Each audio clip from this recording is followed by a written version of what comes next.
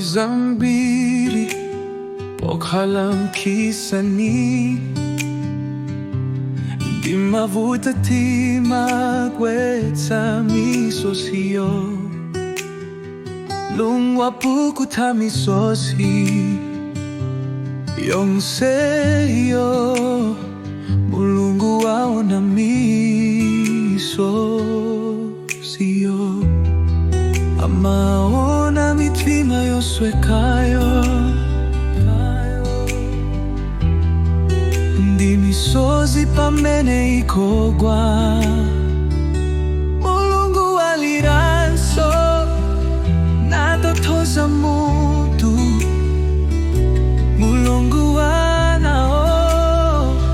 misozi amaona mitima yoswekayo ndi misozi pamene ikugwa mulungu waliranso natothoza mutu mulungu wanao misonizo